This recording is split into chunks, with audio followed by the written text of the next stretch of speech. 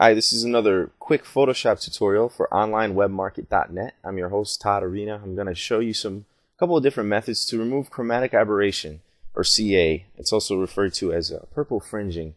It's those nice little, wonderful little areas of blue and red that you'll get on the highlighted areas of wherever highlights touch darker areas in an image.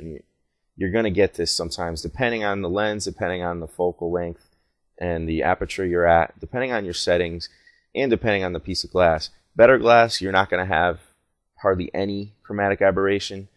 But if you're using a point and shoot, or if you're using a basic kit lens, or if you're shooting wide angle, most wide angle lenses will have this issue more than the telephoto lenses.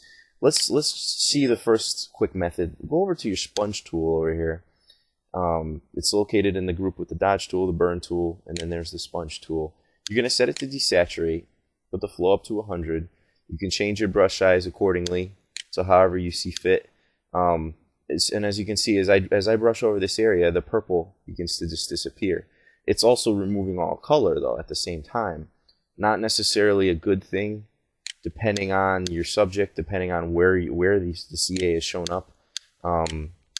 Obviously over here, if I was to do this on this guy's head where the red is kind of popping out, I'd be making his head kind of black and white.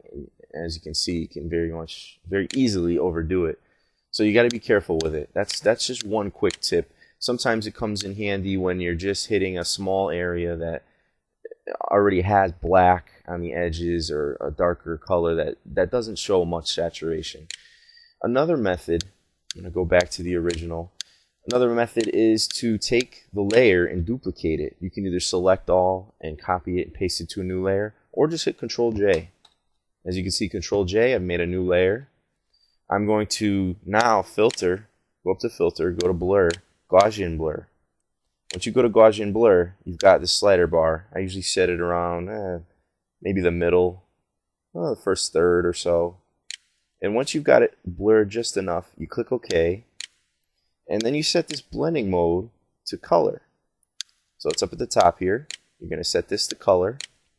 And as you notice, that layer's totally gotten rid of all the purple, all the fringing, anything going on. But it's also removed a little bit of the color in the flesh tones and desaturated a little too much. So what I'm going to do now is I'm going to make a mask.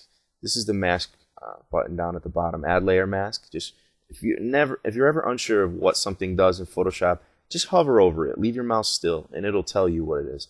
Just click on it, and now we're going to make this mask all black. So I'm going to hit Alt backspace on my keyboard.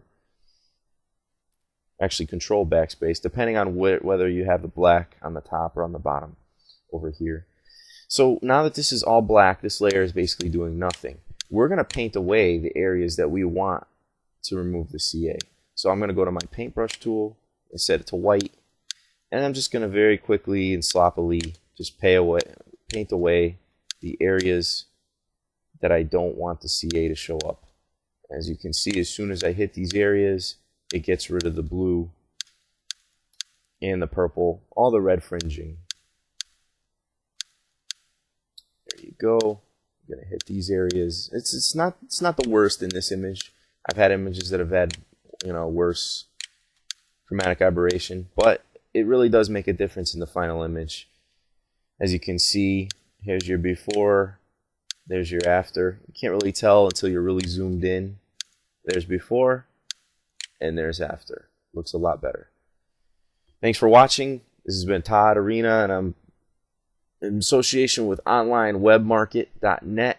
Go check out their website and see what else they have in their blog. Thanks, and have a good day.